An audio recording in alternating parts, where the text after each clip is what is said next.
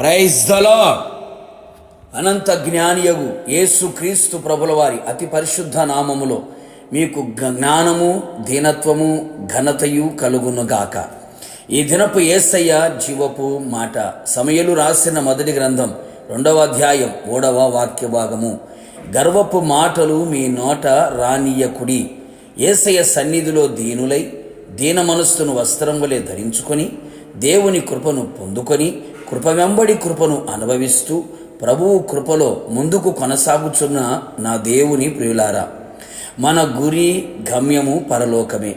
యుగయుగములు ఆయనతో కూడా నిలిచి ఉండవలనని ఈ లోకములో నుండి, పాపములో నుండి, విగ్రహారాధనలో నుండి, అపవాది చేతిలో నుండి యేసయ్య రక్తముతో కొనబడి విమోచించబడి మారుమనస్సును పొంది పాప క్షమాపణ నిమిత్తమై బాప్తిస్మమును పొంది పరిశుద్ధాత్మను పొందుకొని అపోస్తుల బోధ, అపోస్తుల సహవాసం, అపోస్తుల రొట్టె విరుచుట, అపోస్తుల ప్రార్థనలో ఎడతెగక గడుపుచు విశ్వాసముతో ఆయన వైపు చూస్తూ నిరీక్షణతో సాగిపోవచ్చున్నాము.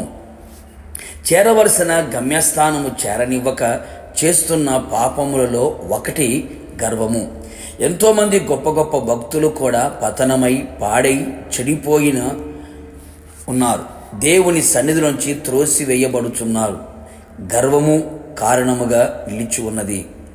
గర్వించిన వారు గడ్డిమేశారు, గర్వించిన వాడు పడద్రోయబడి ఉన్నారు, గర్వించిన వారు పురుగులు పట్టిపోయి ఉన్నారు, గర్వించిన వారు నాశనమైపోయారు. మరణము వరకు రోగములో ఉన్నారు, దేవుని కృపను పోగొట్టుకున్నారు. ఎంతో భక్తులు పతనమునకు గర్వము కారణమై ఉన్నది. చూపులో గర్వం, నడకలో గర్వం, మాటలో గర్వం, ప్రవర్తనలో గర్వం కొందరిలో కనబడుచు ఉన్నది. గర్వపు మాటలు, మూర్ఖపు మాటలు మీ నోట రానియకుడి అని లేఖనము చెప్పుచున్నది కదా.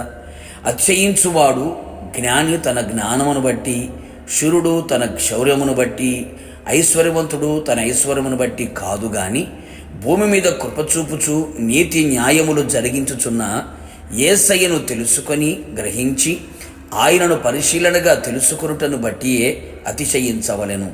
మన ప్రభువైన యేసు క్రీస్తు శిలువయందు తప్ప మరి దేనియందు అతిశయము మనకు దూరమవునుగాక. అనేకులు ఆత్మీయులు కూడా వారికున్న ధనము, బలము, జ్ఞానము, అందము, అధికారము, పదవులు, తలాంతులు ఇలా ఎన్నెన్నో కలిగి ఉన్న వాటిని, లోకములో ఉన్న వాటిని బట్టి గర్వించి గర్వపు మాటలు పలుకుచున్నారు. తస్మాత్ జాగ్రత్త సుమి. యేసయ్య మనలను ఎంతగా ఆశీర్వదించిన, ఉన్నత స్థితికి తీసుకొని వెళ్ళినా ఆయన సన్నిధిలో ఒదిగి ఆయన ఒడిలో నిలిచి ఉందము. సాతాను ఆయుధముగా ఉన్న గర్వమును వాడు వాడుచూ ఉండగా ఎవరు దీని వలన గాయపడి నాశనం వైపు వెళ్లకుండా ఆత్మీయ జీవితమును పతనము చేసుకొనకుండా ఉండేదము. మన పితరులు ఎందరో మనకు పాఠముగా నిలిచి ఉన్నారు. జాగ్రత్త పడెదము. అట్టి మనస్సును ప్రభు మనకు దూరము చేయునుగాక. ఆయనతో దీనులమై యుగయుగములు నిలిచి ఉండేదము గాక. ప్రార్థన. పరిశుద్ధతల మహనీయుడైన యేసయ్య, నీ పరిశుద్ధమైన పాదములకి కోట్లాది స్తోత్రములు చెల్లించుచున్నాం.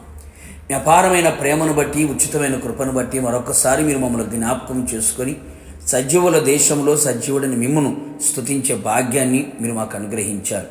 హెచ్చరికగా మీరు మాతో చెప్పిన ప్రతి మాట కొరకు స్తోత్రం. గర్వపు మాటలు మా నోట రానియకుండా ఉండునట్లుగా ప్రభువా మీరు సహాయం చేయమని కోరుతున్నాను. ప్రభువా మీకు స్తోత్రాలు. ఏ ఒక్కరు కూడా ప్రభువా గర్వించకుండునట్లుగా, అతిశయపడకుండునట్లుగా సహాయం చేయండి. మిమ్మల్ని బట్టితే అతిశయపడునట్లుగా, సిలువయందే అతిశయపడునట్లుగా కృప దయచేయండి.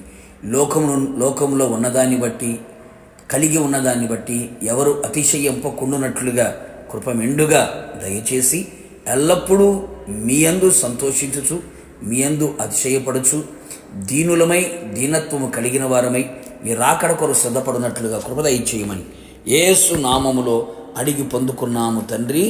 ఆమేన్. నిశ్చయముగా మీరును మీ కుటుంబ సభ్యులందరూ గర్వపు మాటలు రానియక దీనులై దీనత్వం కలిగి ఉందురుగాక. God bless you.